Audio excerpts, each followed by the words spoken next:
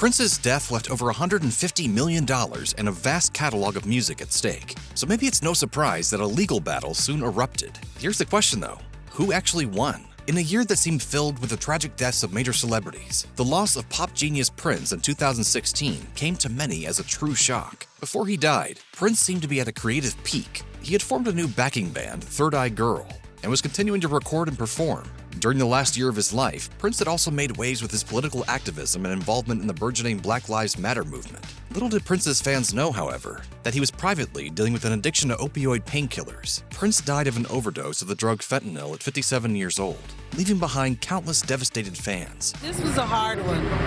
This was very hard. And I think my generation just lost just a legend, an icon. He also left behind an enormous personal fortune and a body of work worth millions of dollars. In total, the IRS estimated that his estate was worth some $163.2 million.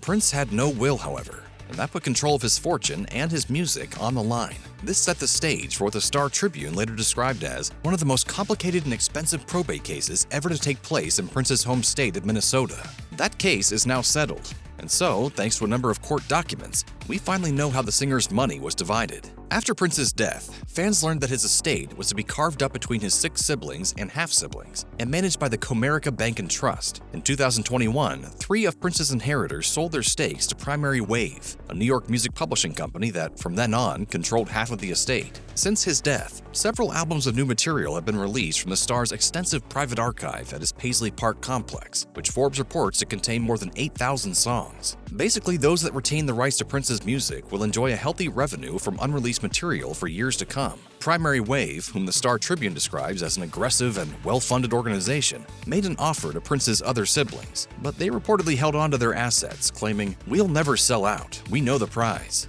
Oh, how rude of me. I haven't given you enough time to freak out yet.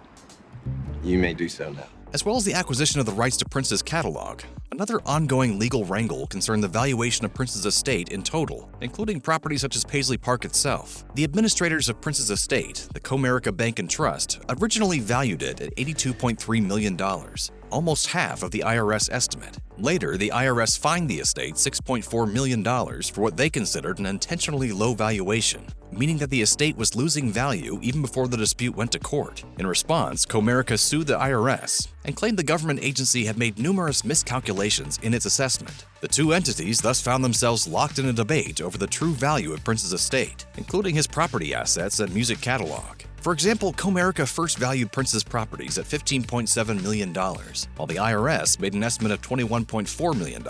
After months of wrangling, they eventually settled on a valuation of $17.7 million for the property and $156 million for the estate in total. That settlement prevented the disagreement from going to court, saving both sides potentially millions in legal fees. And the IRS also agreed to drop their penalty against Comerica. The $156 million was to be split between Prince Legacy LLC, a company made up of 3 Prince half-siblings, and Prince OAT Holdings LLC, owned by Primary Wave. Comerica Bank and Trust were awarded $3 million in the settlement to cover the cost of closing the estate. It seemed that the legal drama of the Prince estate was finally settled in August 2022, when a judge in Minnesota made the settlement between the IRS and Comerica legally binding. By then, the dispute had been dragging on for over 6 years. Sadly, however, the peace didn't last long.